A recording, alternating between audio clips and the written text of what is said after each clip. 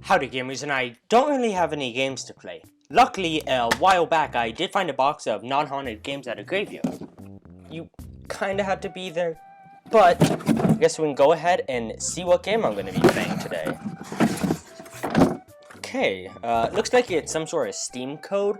So, on the off chance that this isn't pornography or some sort of anime game, I guess we can go ahead and take a look at it.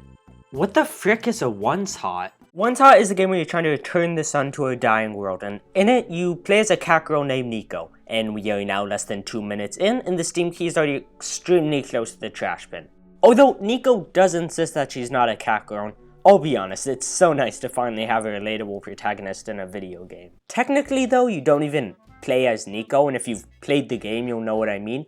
You do control her, but in the story of the game, you play as me, and by me, I mean you. In the game, you're the god of OneShot. Some side characters and Niko refer to you as such, and the fact that you are God leads to some amazing fourth wall breaks, where the game will reach out and talk to you, the player, directly, with Niko not even noticing.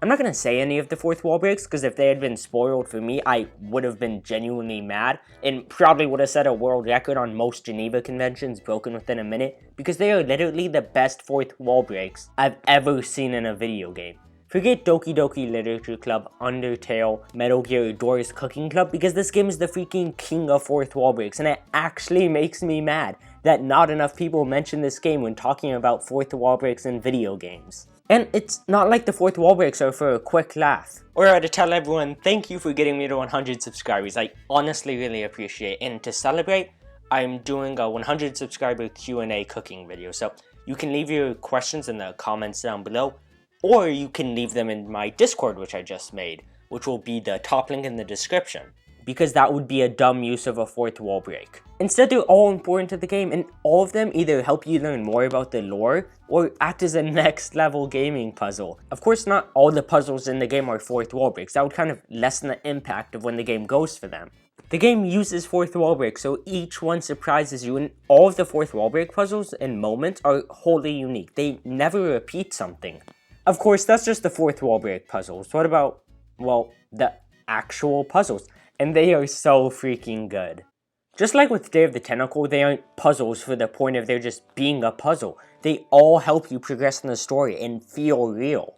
And unlike Day of the Tentacle, the puzzles aren't completely confusing, which is a really good idea in making a puzzle game. And the more I think about it, I'm not too sure why the people who made Day of the Tentacle didn't just make good puzzles. Also, just calling the puzzles in OneShot puzzles feels like I'm sort of downplaying them, which I know sounds dumb, but still.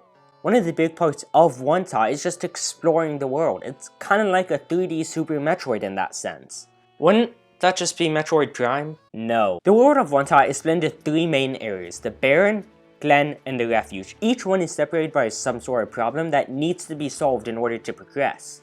This means that almost right away you already know what you need to do, so you're never left wondering, what am I supposed to be doing here? Because you know. It's all about figuring out how to do that thing. I'm only going to use the first area, the Barrens, as an example so I don't spoil the game, but in it, after walking around, you'll find a boat with a rusted robot. Through the other side characters in Niko, you find out that if you repair this robot, he'll be able to take you to the Glen. So, now you know that's your overall goal, but you still also know that you need to do other things that might lead to that, like turn on the power or find a gas mask. And all these things lead you on a perfect breadcrumb trail, so you feel like a genius figuring this all out. But in retrospect, you're probably not a genius, it's just good game design. So now I've established that fourth wall break's good and puzzle design good. But what about the world building?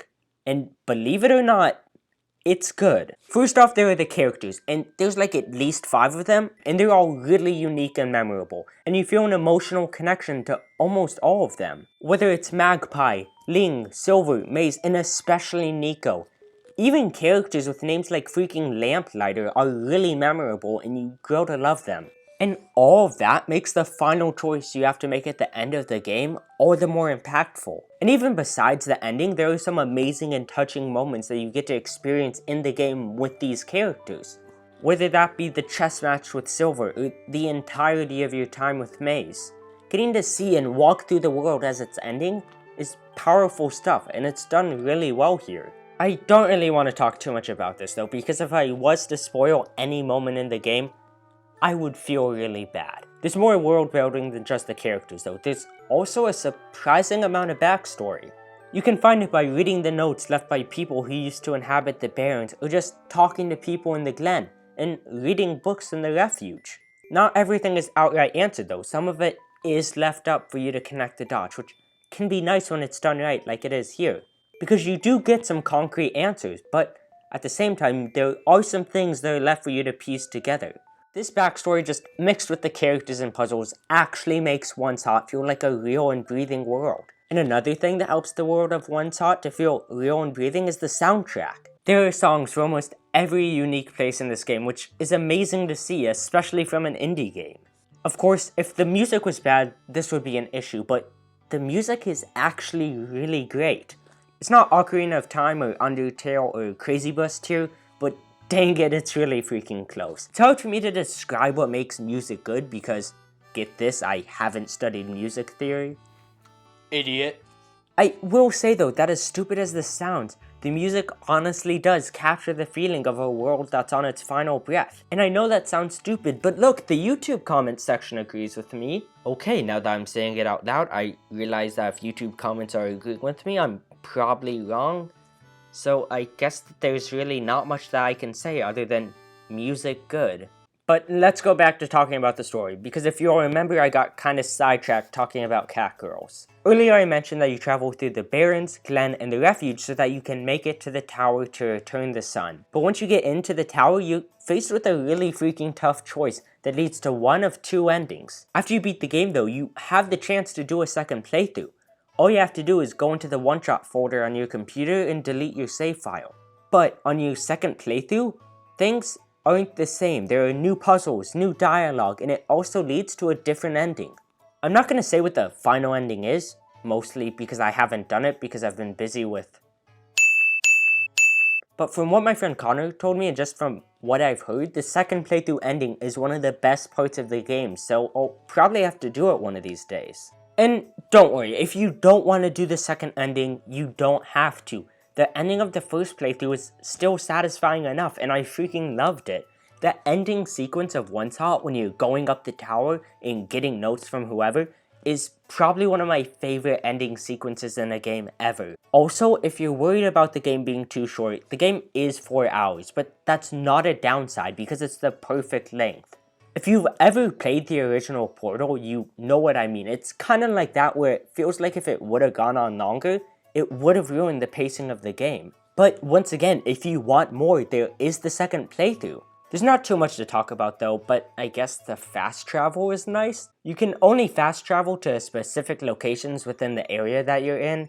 By the area you're in, I mean the Glen, Refuge, or the Barrens. You actually can't ever go back to a place before, so if you're in the Glen, you can't go back to the Barrens, which helps to make things easier, because that means you don't have an entire map to be searching across, only one area. That's another thing this game does a really good job with, which is making the areas not too big. They feel like a real breathing world, but the game pulls tricks to make it hard to get lost or feel overwhelmed. The final part that makes this game just such a masterpiece is the pixel art. It's honestly some of the best I've ever seen. I'm such a sucker for art styles like this, whether it be Final Fantasy VI, Celeste, or Monster Girl Island. And if you think it looks gorgeous while you're playing, I mean you're right, but occasionally you'll get cutscenes and they look even more beautiful. And there aren't even too many cutscenes, so when you do get them, it feels really special. Overall, OneShot is genuinely a masterpiece, and I can't recommend this game enough. And I don't think I'm exaggerating when I say this game's a masterpiece. That's why to give this game an award, I give it my must-play award. You're gonna have to trust me that it says that, but, like, why would you not play this? It's only $10 on Steam, and it's one of the best games I've ever played. I've literally only given this award to one other game. And worst case scenario, if you somehow don't like OneShot, you can just get a refund on it. Please just play this game. And on top of all that, to give this game a score of 100, I would honestly give it a 100 out of 100. I just don't have any problems with this game. Maybe the first puzzle could have been a bit better, but that's like the first minute of the game. and you'll forget about it within like 30 minutes because the rest of the game is just so freaking good. Hopefully I've convinced you to buy this game, and I'll be honest, it feels pretty good to be able to tell someone to do something and then they do it. So, this is a message to all you British people out there. Stop! Hopefully that worked, and I guess I will see you guys next week, so stay safe, and I love you guys.